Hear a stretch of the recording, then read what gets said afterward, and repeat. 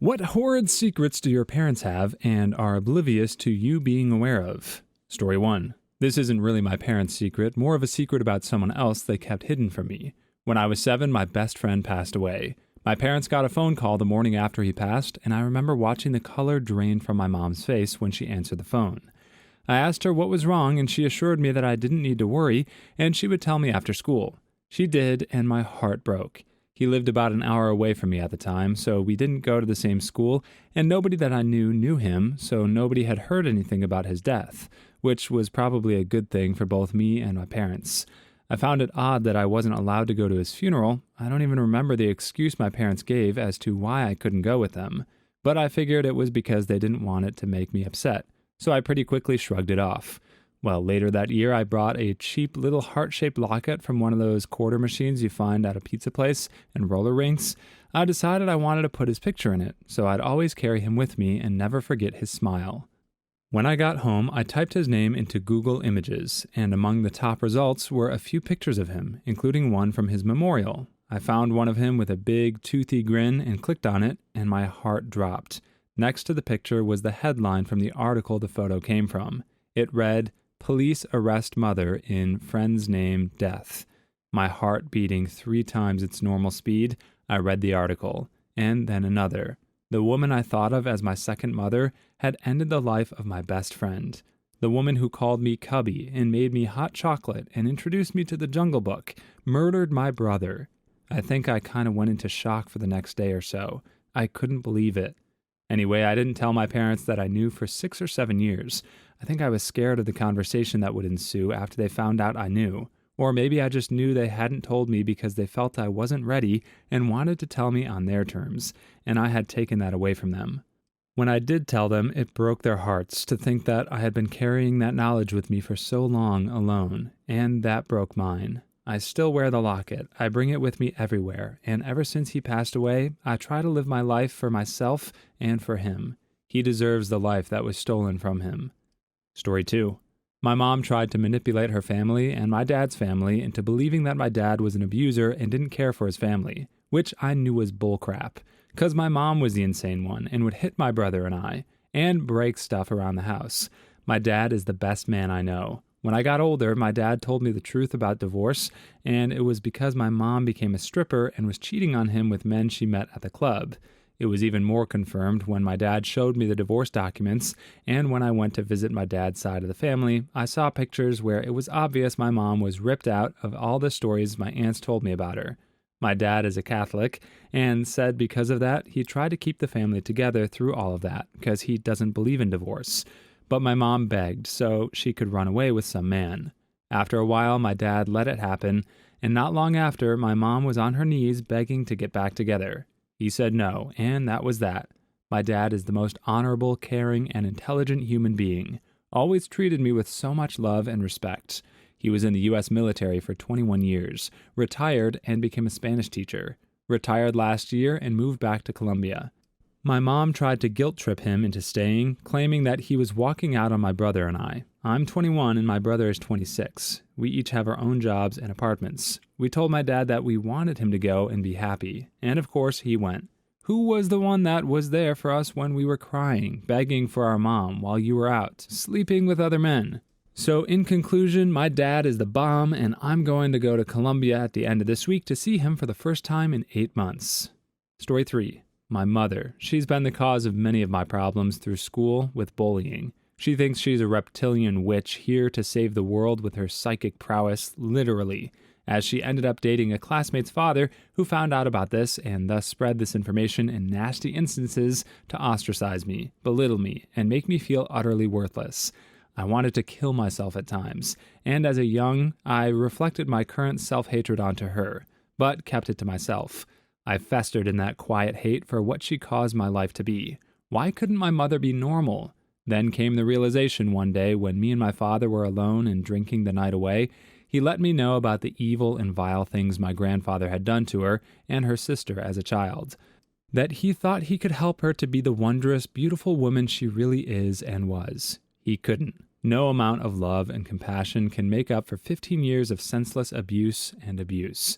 She has no idea I know, and that I also know this world she's made up in her head of fantasy and magic is to protect herself and cope the only way she ever knew how. I've never seen a picture of my grandfather in my life. Last year she tried to show me one and couldn't understand why I rejected the idea so heavily. I would beat that man's lifeless body until my hands broke for what the lives he's destroyed and affected. I'm a strong and capable individual now, though, through these experiences. My mother will never be who she could have been. It's not her fault. She did everything she knew and did it to her best. I love you, Mom. Story 4. My father's side of the family is riddled with a grab bag of severe mental illnesses. My father and his older brother in particular got the lion's share. While my father has a progressively worsening, untreated paranoid schizophrenia, NPD, his brother is likely a bona fide psychopath and miscreant.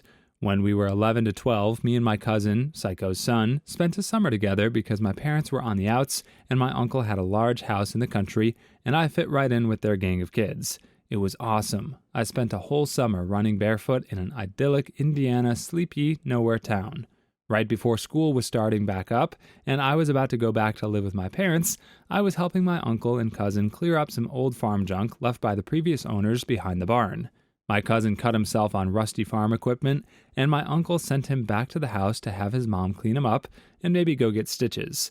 When we were alone and saw my cousin get driven to town to get stitches with the other kids in tow, my uncle took me into the barn and molested me. I never told anyone and found out years later that my dad knew his brother was like that and shipped me off to spend a summer with him because my uncle paid my dad in cash to take me off of his hands for a few months. Expenses paid at the price of having free rein to abuse me. I don't know what price my childhood had, but I came back to my parents having a newer, working vehicle, and my siblings had new clothes, shoes, and school supplies, which wasn't common. Story 5. My uncle had just bought this awesome Jeep with huge tires, no top, floodlights. It was bright orange. Me being 9 at the time, when he came over to show my parents, all I wanted to do was take a ride in it. My uncle said it was cool, but wanted my dad to come along with him. It was kind of late and still kind of chilly. It was western Pennsylvania in the early spring, so I bought a pillow and a blanket. Soon after we left, I fell asleep. At some point, I woke up because we were stopped. I was really comfortable, so I didn't move when I woke up. But I heard my uncle ask my dad if it was okay to do this with him in the back seat. My dad responded that I was out cold, and to break out the Coke. I was confused because my dad didn't drink pop, but he thought I was asleep, so I just pretended to stay asleep. I then watched as he opened the glove box and started chopping up this white powder that my uncle passed to him. Then he sniffed it up his nose, and my uncle did the same. I thought maybe I was actually still asleep and just having a weird dream, but the memory persisted for years. About 5 years ago, I'm in my late 30s now, I asked my uncle about it and he went pale. The first thing he said was, "You were awake?" Apparently he had scored an 8-ball and didn't come over just to show off his new Jeep. He was planning to split it with my dad. They actually were snorting coke while I was in the Jeep. Story 6. I want to preface this by saying I was adopted. My dad was 18 and wanted one last romp with my mom, 17, before shipping off to military. This is where I come from. She decided to adopt me out so that we could both have, etc. He never stopped loving me or thinking about me. I haven't told my adoptive mom I know that they hid these, and I may never. Yes, I know my bio dad. We have met and talked several times. We care about each other, but we don't get along, mainly because he's a gun-toting, God-fearing Republican who voted for Trump, and I'm a liberal feminist, not rad-fem, but still, who volunteers at Planned Parenthood. Need I say more? No, I'm not mad at my adoptive parents. I love them very much, and I think my adoptive dad knew somehow that I would be the one to find those. I know my A-mom and A-dad are good people. A-mom is a bit of a narcissist, but that's another story. And that they were thinking of my well-being at the time. I don't think it's worth bringing up a starting fight over it because it was a long time ago. As someone who had never had children, I have no idea what the whole situation was. I'm 31 now. What's done is done. Story 7. I just recently was told by my brother that he found a second birth certificate for my sister without any father listed. It predated my father and mother meeting by 6 months or so. My sister is 12 years older than myself and definitely looks different than the rest of the family. So my father is not my sister's father, and everyone in the family knows, but no one has confronted them about it. Also, what's strange is I'm raising my fiance's daughter and do not plan to have children of my own, and this might be comforting to me in my current situation, but not only did my siblings know 5 years before they told me, but my parents have yet to even bring this up, that my father raised a child that wasn't his. Sister was sent away to live with my grandparents while the other 3 kids were raised together. I'm close with my sister. I know it changes nothing about her relationship with me, and that she is still my family. My sister harbors a lot of resentment towards my parents and does not speak with them. My sister has copies of both certificates as well as a letter from some guy named Joe saying how excited he is to be a new parent. She never understood why her life was so different from the other kids until all this came out. My mom possibly gifted me the ring of her biological dad, but that is speculation on my part. Story 8. My dad doesn't know that I found paperwork of his from when he got discharged from the military and diagnosed with borderline personality disorder with narcissistic features. Everything about his behavior suddenly made sense, but there was literally no way to bring it up to him without making him extremely more defensive or shutting down on me. It did give me peace of mind, though, and helped me work through a lot of trauma on my end after years of emotional gaslighting. My father also suffers from Munchausen's syndrome, a disorder in which a person pretends they're sick with multiple illnesses and will even go as far as to have surgeries that they don't need in order to garner sympathy and attention. This is usually done because of extreme childhood abuse and neglect. He's pretended to have cancer, epilepsy, seizures, a blood clotting disorder over the years. Alas, he's still alive and would walk with a cane whenever he went out. That magically disappeared at home. I now realize this ties into his BPD and narcissism of a form of coping. It doesn't make it right, but again, I've come to understand him a lot more these last few years because of it and heal myself. Story 9. Well, there's a few, but it ties into this one. To start out, I found out that my dad switches partners faster than Zeus. I came from a broken home at a young age, and every leap year I would end up with a new stepmom. Everything would be nice, then poof, things didn't work out. Let's give Denver a try, or maybe Aurora. Turns out he would cheat on his current wife for years with other women until they caught on, and when the current wife kicked him out, he would move in with the new wife. Well, through the years of cheating, he gathered 10 kids. I'm the 5th child, 3rd son, so I decided I'd ask my older siblings if they made the same connection. Turns out my father has been doing this since he was in high school, same pattern, same timing, just before me. Well, now he's 50 years old on wife number 10. Oh, and the child count is on 11. He made another one. Bonus, usually around our 16th birthdays, we start to make the connection that none of our siblings look alike. So one of the elder siblings takes them for a drive and breaks the news. It usually ends with, that explains a lot. Story 10. I know my father has a ton of nude and pornographic photos of my mother, but he never really bothered to hide it that much. I also know that my mother, or both my father and her, had set up an account on MSN, Microsoft Messenger, and used to dirty talk and send pictures to internet people. I found out when she forgot to log out one day. I will probably never know if she did it for fun or maybe money, and my father may be cheating on my mother. People suggest it might be swinging and not cheating. I don't really know, but I don't think so. My mother seemed to be annoyed at my father texting, didn't know who he was talking to, and called him out on that multiple times. They never spend a night out, and I don't think she has spare time for anything I'm not aware of. I know it's not necessarily reciprocal, but still, it holds some value, I think. Story 11. When I was a kid, we used to be semi-close to my dad's family. My grandparents came up, 2+ hour drive, to talk to my parents about an adult issue, and 10-year-old me was told to stay in my room with the door shut. After that, we never spoke to them again, except for one letter that I got from them expressing sympathy when my older grandmother, who I was very close to, passed away. I had no idea what happened. Years later, I found a cousin on Facebook, and we happened to go to the same college, so we met for coffee. I found out that the reason we no longer spoke was because my mom opened a whole bunch of credit cards and racked up a bunch of debt in my grandma's name that she never had any intention of paying back. My cousin and I kept it between us, and she has no idea I know. Story 12. When my grandfather passed away, he left approximately $140,000 American dollars in a trust for me. It wasn't to be touched until after my parents passed away, so that he could gain as much money as possible from the investments he had arranged. My grandfather was an oil tycoon in Pennsylvania, and no one in the family knew it until after he passed away. I got a call from the bank one day asking how I'd like to handle closing the accounts.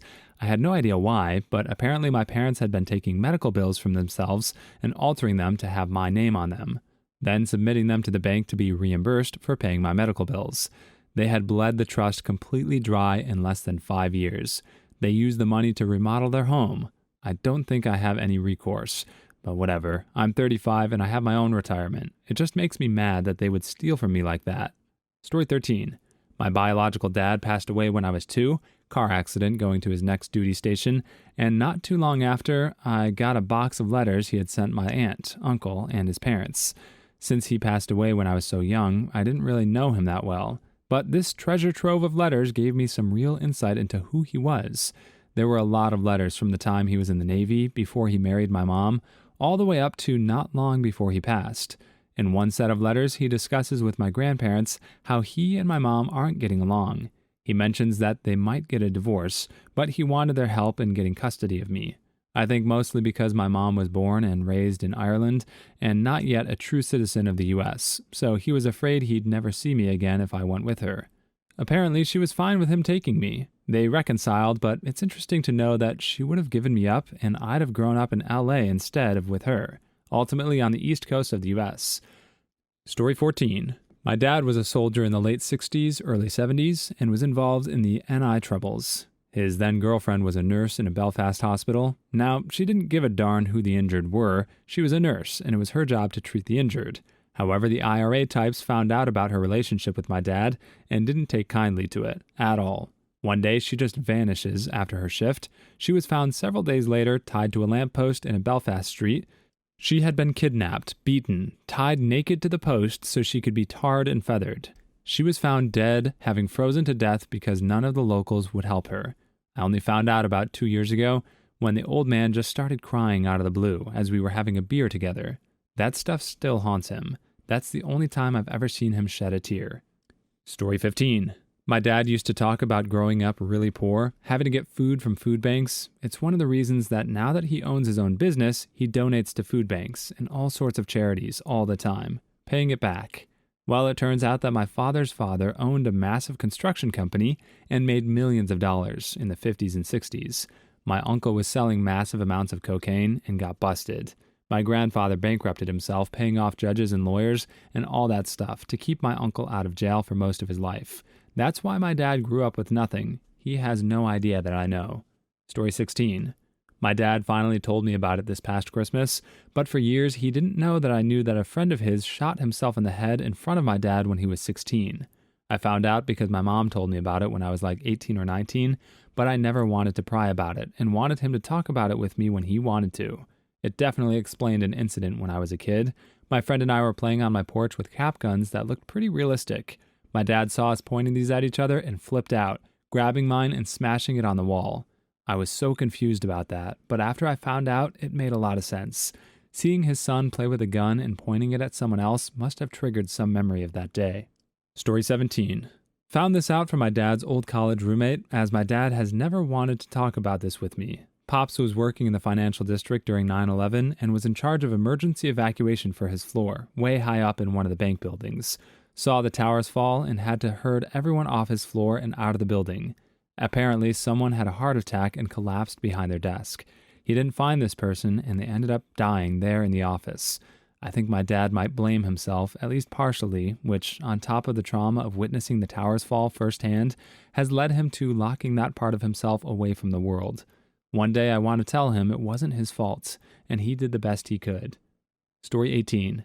My dad doesn't know that I know how my grandfather, his dad, died. I had always wondered why I never knew my grandfather, but it was always a touchy subject, so I never asked. I knew my dad basically grew up without his father, but I never knew why.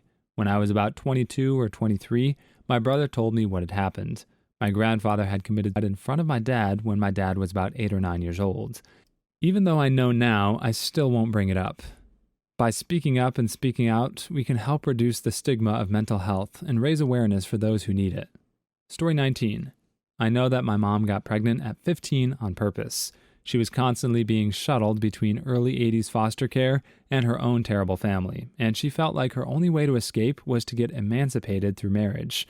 She knew my dad from school and thought he'd make the perfect husband. Smart, funny, from a seemingly good family, and he had protected her several times. So she seduced him, knowing their parents would insist on marriage if she got knocked up, and she did. Unfortunately for her, he turned out to be a drug-dealing, mentally ill teenager from a dysfunctional alcoholic family. The marriage lasted only a few months, but she did get her escape. My mom has no idea that I know this, and she'd be devastated if she knew. Story 20. This technically doesn't count because I asked my mom about it last year, but until then, she didn't know that I knew for about 20 or 19 years. My dad was a heroin addict and used to take my mom's money to buy drugs and alcohol. He also used to lock me and my mom up in our apartment whenever he went somewhere. My mom never told me and thought I didn't know about it because I've always been pretty oblivious and I used to be on some meds during that time. Last year, I decided to sit her down and ask her about it because I never knew much about my dad or about that side of my family. Story 21. One year, my family went on vacation where I took a lot of pictures using my dad's phone, and I wanted to put them on my computer so I could share them with friends. I grabbed his phone and started looking through his photos, looking for my vacation photos, when I came across my dad and mom's tape, nudes, etc. I never told them I found it, nor do I go back on his phone because I don't want to see those ever again. I was fixing my dad's laptop a while later, and my mom kept hovering over my shoulder, telling me not to snoop through his files and don't go on anything except for what I need to. I knew what she was hiding, but I wasn't going to tell her. Story 22. Not some horrid secret, but I sometimes hear my dad talking behind closed doors to my mom, who passed away suddenly years ago. He typically tells her about our life updates and that he misses her. My sister got married recently, and I overheard him from outside his room telling my mom how beautiful my sister looked and how great her husband is that she never had the chance to meet, about how they had always spoken of that moment, watching their child marry, and he wished she was there with him to see us. We rarely speak about my mom at home, but 14 years later, she's still very alive in his heart. It's gut-wrenching at times. Story 23. My parents divorced when I was 6, after which I lived with my mom. When I was 10 years old, I found a list my dad had written of things that could save their marriage, including more oral, anal, wife swapping. Never spoke about that to them. Story 24. Early in their marriage, my parents thought it would be hot if my mom had done it with an acquaintance from the bus stop. She did it and felt overwhelmingly guilty and disgusted, not at all how they thought it would feel. She told me about this 17 years ago, and then I think they forgot that I knew. I don't know if they ever told my sisters. I brought it up once a few years ago, and they didn't want to talk about it. Story 25. I found my dad's Yahoo Personals profile featuring a picture of him bent over in our living room wearing nothing but buttless chaps, profile name Hot Rider for You, and it was taken with my camera. We only had one in the house, but for some reason I decided to check the exe file, just hoping. Never mentioned that one to him or my mother. Story 26. My dad was supposed to be a football prospect in high school, go to college, and eventually play pro. Got messed over, got my mom pregnant, and joined a gang. When he got in too deep and rival gangs were threatening to shoot his whole family, he panicked and my grandpa, nano helicopter pilot vet, sent him off to boot camp the next day. This was like California in the 80s. Story 27. My dad passed away when I was 14, and everyone refused to speak of it. My grandparents said he fell down the stairs, and they've maintained that to this day. My mom told me that he accidentally hung himself, and she'd tell me when I was older. It took 9th grade me all of about 3 days to figure out he had passed away of autoerotic asphyxiation. She confirmed it years later. Story 28. Don't know if it's horrid, but when helping my mother move from one house to another, I happened across her bag of toys, which isn't all that shocking, but it included a strap-on dill pickle dough. The bag was open and it was on top.